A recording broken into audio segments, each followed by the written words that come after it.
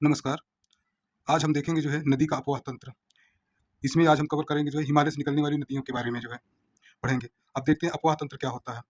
अपवाह तंत्र का तात्पर्य किसी क्षेत्र की नदियों और उसकी सहायक नदियों द्वारा निर्मित जल प्रवाह के विशेष जाल या प्रणाली से है।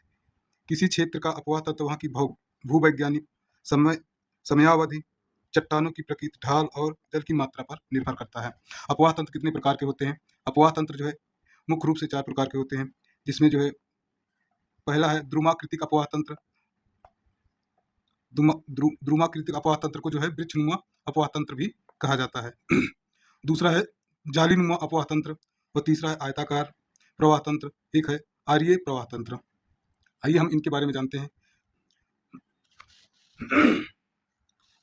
द्रुमाकृतिक या वृक्षाकार प्रतिरूप जो है ये जो अपवाह तंत्र का पहला रूप है, जिसमें जब नदी की सहायक नदियां वृक्ष की शाखाओं की भांति दिखाई देती हैं तो उसे जो है द्रुमाकृतिक अपवाह तंत्र कहते हैं, या इसे ही वृक्षाकार अपवाह तंत्र भी कहते हैं, जैसे कि गंगा नदी तंत्र के बारे में आप देख सकते हैं। दूसरा है आर्य प्रतिरूप। जब नदियां केंद्रीय पहाड़ी से निकलकर सभी दिशाओं में बहती हैं तो उसे जो है आर्य अपवाह तंत्र कहते हैं, जैसे कि अमरकंटक की पहाड़ी से निकलने वाली नदियों में जो है नर्मदा और सोन है। जैसे कि आपने इसमें देखिए, ये जो है आर्य प्रवाह तंत्र है, ये जो है पहाड़ी से निकलती है, ये नदियां निकल रही हैं, इसको जो है आर्य अपवाह तंत्र कहते हैं। और जालीदार अपवाह तंत्र कौन सी होती है? जब मुख्य नदी एक दूसरे के समानांतर बहती हैं और सहायक नदियां उसको जो है समकोण यानी 90 डिग्री कोण पर मिलती हैं तो उसे जो है जालीदार अपवाह तंत्र कहते हैं। ये है जालीदार अपवाह तंत्र, ये वाला जालीदार अपवाह तंत्र है, ये जालीदार अपवाह तंत्र। अब हम देखते हैं अभी केंद्रीय अपवाह तंत्र कैसा होता है। जब सभी दिशाओं से नदियां बहकर किसी झील या गर्त में विसर्जित होती हैं उसे अभी केंद्रीय अपवाह तंत्र कहते हैं। अब केंद्रीय अपवाह तंत्र कौन सा है? इसमें अपवाह तंत्र का उसका जो है चित्र नहीं लगा है। ये 4 प्रकार के मुख्य रूप से होते हैं। अब हम देखते हैं जो है अगला, भारत का अपवाह तंत्र मुख्य रूप से 2 बड़े भागों में विभाजित किया जा सकता है। एक है हिमालय का अपवाह तंत्र, दूसरा है प्रायद्वीपीय अपवाह तंत्र।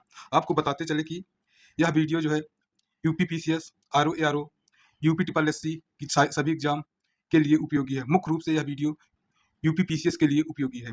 आइए हम देखते हैं आगे। इस वीडियो में हम जो है केवल हिमालय से निकलने वाली नदियों को ही कवर करेंगे। देखते हैं हिमालय से निकलने वाली नदी सिंधु नदी के बारे में, इसका अपवाह तंत्र कैसा है, इसकी सहायक नदियां कौन कौन सी है, इसके बारे में देखेंगे। हिमालय का अपवाह तंत्र, हिमालय से निकलने वाली नदियां जो 12 मासी नदियां होती हैं, क्योंकि इसमें वर्ष भर पानी रहता है। इन्हें वर्षा के साथ साथ बर्फ पिघलने से भी जल प्राप्त होता है। ये जो है 3 नदी तंत्र बनाते हैं, जिसमें जो है सिंधु नदी तंत्र, गंगा नदी तंत्र और ब्रह्मपुत्र नदी तंत्र आते हैं। आज हम अभी देखते हैं सिंधु नदी तंत्र। सिंधु नदी तंत्र जो है मानसरोवर झील के बाद चेमायुगमा डुंग ग्लेशियर से निकलती है। इसकी सहायक नदियां हैं झेलम, चेनाब, रावी, ब्यास, सतलुज। इन नदियों को पंचनद नदी भी कहा जाता है। इसकी विशेषता क्या है? यह भारत के लद्दाख से होते हुए पाकिस्तान में प्रवेश करती है और अरब सागर में अपना पानी छोड़ देती है।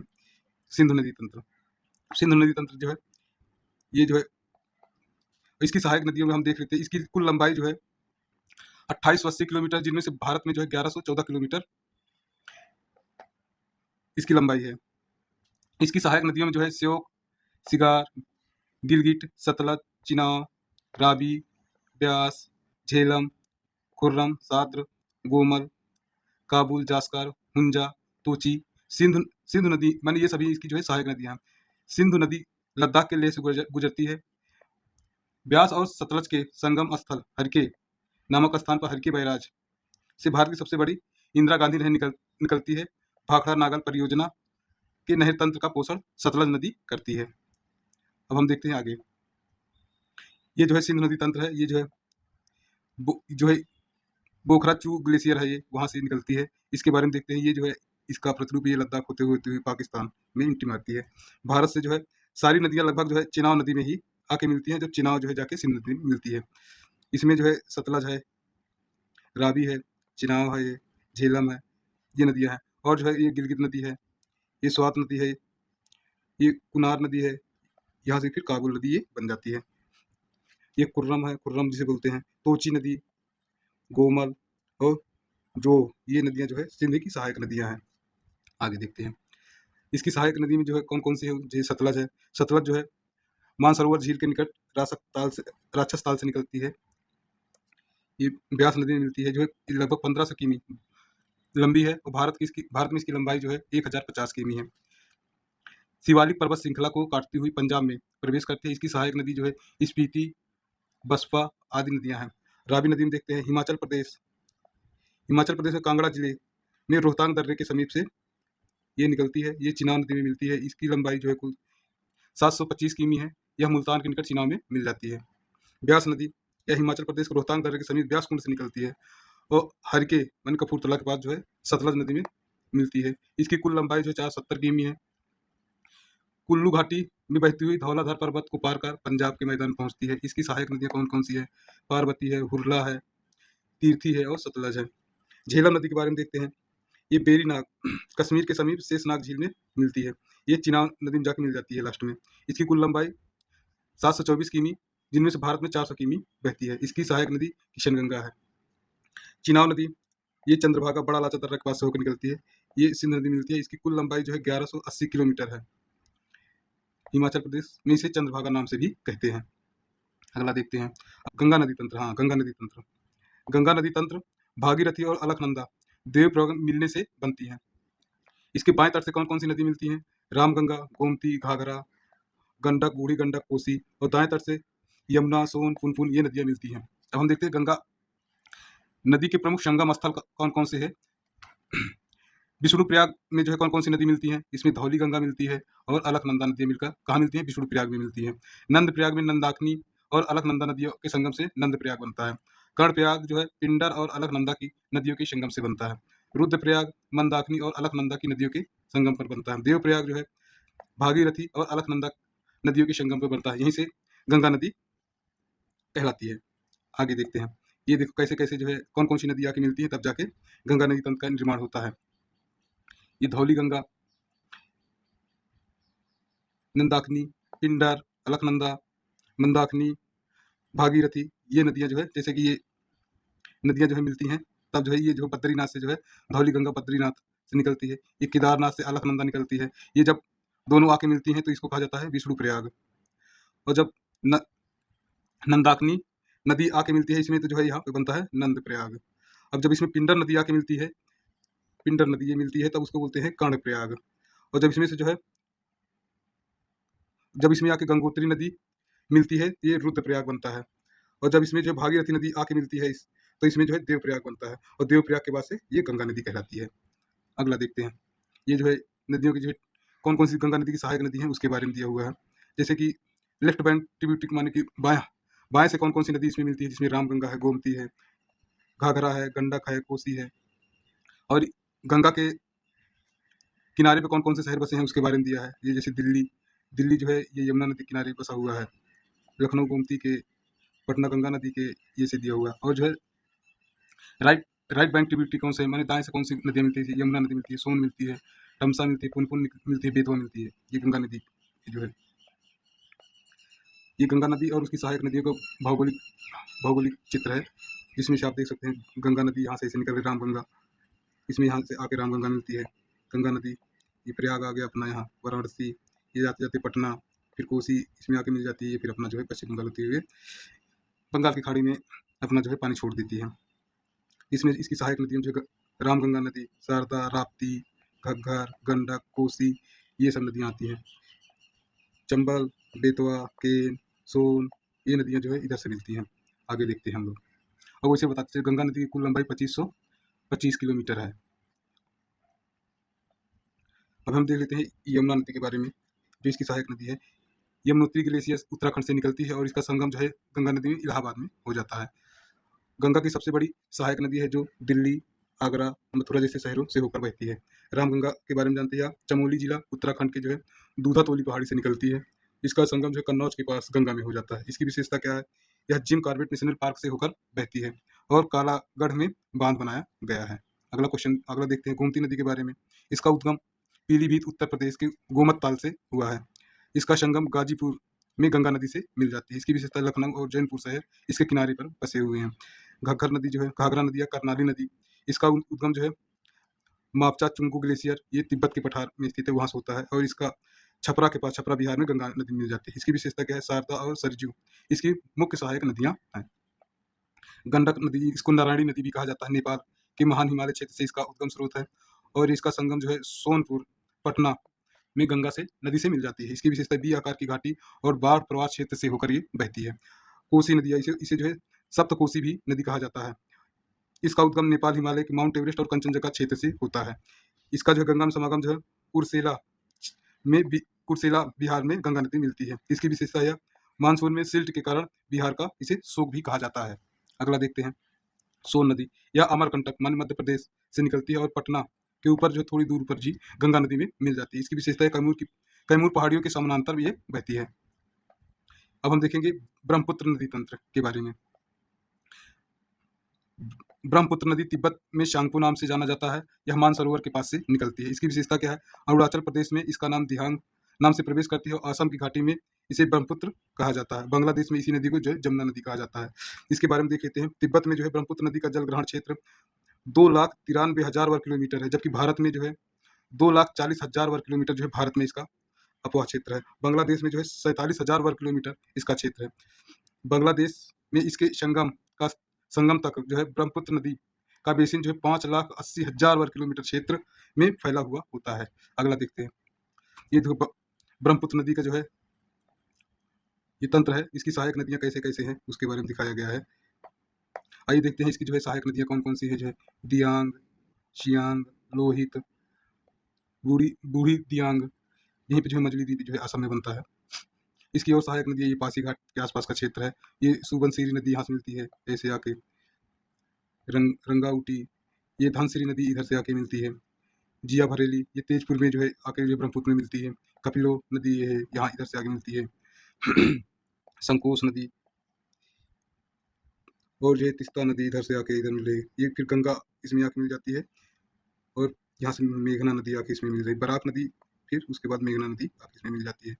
ये है ब्रह्मपुत्र नदी तंत्र। अब इसके बारे में देखते हैं इसके कौन कौन सी नदियाँ जो है सहायक नदियाँ ब्रह्मपुत्र की जो है, जैसे सुबनसिरी, रोगनाड़ी, डिक्रोंग, बुरोई, गोरगोंग, जिया भराली, धनसिरी,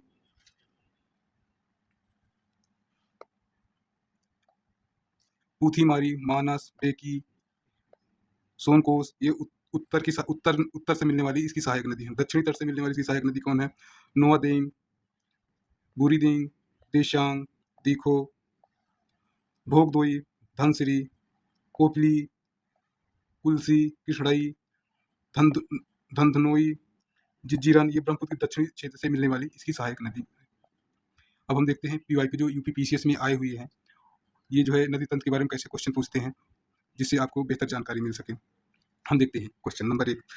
गंगा नदी की मुख्य धारा भागीरथी और अलकनंदा नदी का संगम किस स्थान पर होता है? यह क्वेश्चन यूपी पीसीएस प्री 2014 और 2019 में पूछा गया है।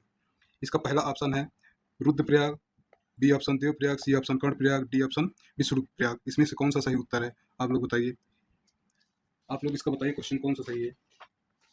इसका सही उत्तर है बी। अगला क्वेश्चन देखते हैं। निम्न में से कौन सी नदी गंगा के बाएं तट की सहायक नदी नहीं है? कौन सी तट की बाएं, लेफ्ट बैंक की ट्रिब्यूटरी कौन सी नहीं है? इसमें ऑप्शन ए में गोमती, बी में घाघरा, सी में कोसी, डी में सोन नदी है।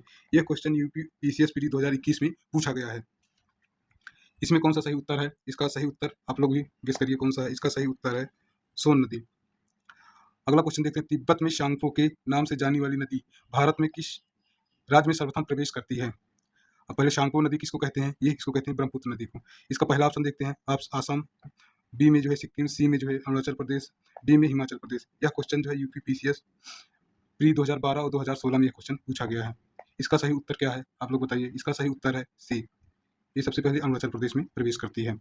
अगला देखते हैं। ये जो है सूची 1 को सूची 2 से मिलान करना है और सही कूट का उत्तर चयन करना है। जैसे रुद्रप्रयाग, नंदप्रयाग, कर्णप्रयाग, देवप्रयाग, इनके बारे में पूछा गया है कि कौन कौन सी नदी कहाँ आके मिलती है, तो कौन कौन सा संगम होता है। इसका सही उत्तर क्या होगा? आप लोग करिए। जो है जैसे कि रुद्रप्रयाग जो है जहाँ पे मंदाकिनी और अलकनंदा नदी मिलती हैं, तो वह रुद्रप्रयाग बनता है। और नंदप्रयाग कहाँ बनता है? नंदप्रयाग जो है नंदाकिनी और अलकनंदा नदी जहाँ मिलती हैं वो उसे कहते हैं नंदप्रयाग। और कर्णप्रयाग कहाँ बनता है? कर्णप्रयाग बनता है जो है जब भागीरथी नदी और अलकनंदा नदी एक साथ मिलती हैं तब वह कर्णप्रयाग बनता है। और देवप्रयाग कब बनता है? जब पिंडर नदी और अलकनंदा नदी मिलती हैं तो देवप्रयाग बनता है। इस हिसाब से इसका सही उत्तर है ऑप्शन ए। यह क्वेश्चन जो है यूपीपीसीएस प्री 2020 में पूछा गया है। अगला देखते हैं, सिंधु नदी की निम्नलिखित सहायक नदियों में कौन सी भारत में हिमालय प्रदेश से होकर बहती है और जिस पर भाखड़ा नागर बांध बना हुआ है? यह क्वेश्चन जो है यूपीपीसीएस प्री 2015 में पूछा गया है। इसमें ऑप्शन ए में जो झेलम है, ऑप्शन बी में रावी है, ऑप्शन सी में चिनाब है, ऑप्शन डी में सतलुज नदी है। इसमें से कौन सा सही है? इसका सही उत्तर है सतलुज नदी। अगला क्वेश्चन देखते हैं, यमुना नदी का उद्गम स्थान निम्न में से कौन सा है? ऑप्शन ए में है चौखंबा, ऑप्शन बी में जो है बंदरपूछ, ऑप्शन सी में है नंदा देवी, ऑप्शन डी में है नीलकंठ। यह क्वेश्चन जो है यूपीपीसीएस प्री 2017 में पूछा गया है। इसमें से कौन सा सही ऑप्शन उत्तर है? इसका सही उत्तर है बी, बंदरपूछ। अगला क्वेश्चन देखते हैं, निम्नलिखित में से कौन सी नदी अरुणा नदी के नाम से शुरू होती है और बाद में नेपाल से भारत में प्रवेश कर भयंकर बाढ़ के लिए जानी जाती है? कौन सी नदी है ये?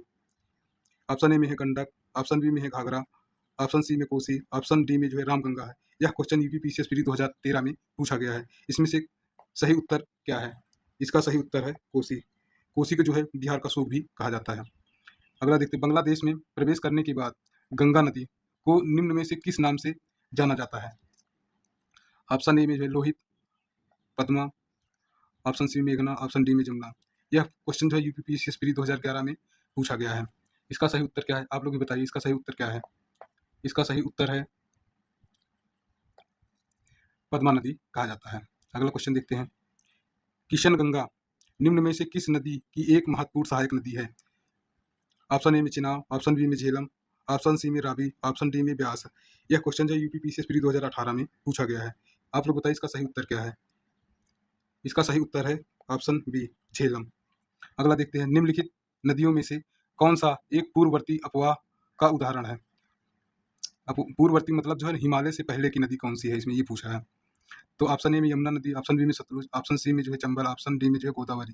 यह क्वेश्चन यूपीपीसीएस प्री 2016 में पूछा गया है। इसमें से कौन सा सही उत्तर है? आप लोग बताइए। इसका सही उत्तर है ऑप्शन बी, सतलुज नदी। इसको पूर्ववर्ती अफवाह कहा जाता है। अगला, निम्नलिखित में से कौन सी नदी उत्तर प्रदेश के मैदानी भाग में स्थित फुल्लर झील से निकलती है? इसमें ऑप्शन ए है Ramganga, option B Sharda, option C Gomti, option D Sarju. यह क्वेश्चन यूपीपीसीएस प्री 2010 और 2014 में पूछा गया है। आप लोग बताइए इसका सही उत्तर क्या है? इसका सही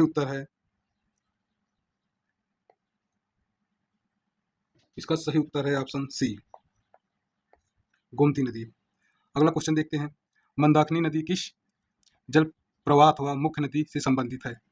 ऑप्शन ए में Alaknanda, option E Bhagirathi, option C Yamuna, option D Dhauli Ganga. यह क्वेश्चन यूपीपीसीएस प्री 2013 में पूछा गया है। इसमें सही उत्तर क्या है? आप लोग बताइए। इसका सही उत्तर है ऑप्शन ए, अलकनंदा नदी से मिलती है। अगला समाप्त हो गया। आप लोगों को धन्यवाद।